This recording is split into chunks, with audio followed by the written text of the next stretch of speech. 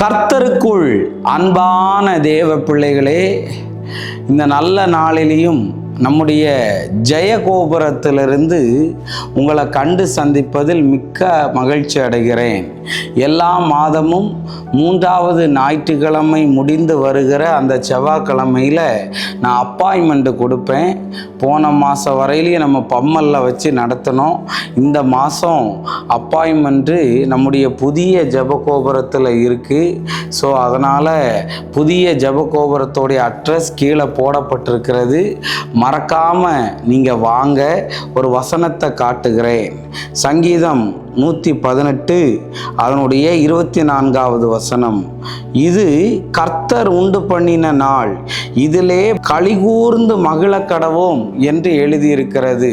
இந்த செவ்வாய்க்கிழமை ஒவ்வொரு மாதமும் 3வது வாரம் முடித்து வர்ற செவ்வாய்க்கிழமையை கர்த்தர் தான் உண்டு பண்ணியிருக்கிறார். எதுக்கு தெரியுமா? உங்களை மகிழ்ச்சியாக மாற்றுகிறதற்கு. எனக்கு எங்கே திருமணமாகும், எங்கே வேலை கிடைக்கும், என் வாழ்க்கையில் நிறைய என் கணவனோட வாழ முடியாது, மனைவியோட வாழ முடியாது, ஆஃபீஸில் ஒரே ஒர்க் ப்ரெஷர்னெல்லாம் புலம்பிக்கிட்டு இருக்கிறவங்களுக்கு கண்டிப்பாக நான் உபவாசத்தோடு ஜெபம் பண்ணுவேன். கண்டிப்பாக இந்த புதிய ஜெயகோபுரத்துக்கு, நம்ம ஜெபகோபுரத்துக்கு ஆண்டவர் தந்த பேர் ஜெயகோபுரம். யாரெல்லாம் இங்கே கால் எடுத்து வைக்கிறாங்களோ அவங்களுக்கெல்லாம் மகத்தான விடுதலை இருக்குது. அதனால் திரையில் ஃபோன் நம்பர் போடப்பட்டிருக்கிறது, அட்ரஸ் போடப்பட்டிருக்கிறது. நீங்கள் எந்நேரத்துலேயும் இங்கே ஜெபம் பண்ணி கொள்ளலாம். இன்றைக்கி நான் உங்களை பார்த்து சொல்கிறேன், இன்றைக்கி இங்கே வாங்க. கர்த்தர் எல்லா தடைகளையும் உடைச்சி உங்களுக்கு அற்புதத்தை செய்வார். நம்ம கண்களை மூடி ஜெபிப்போமா?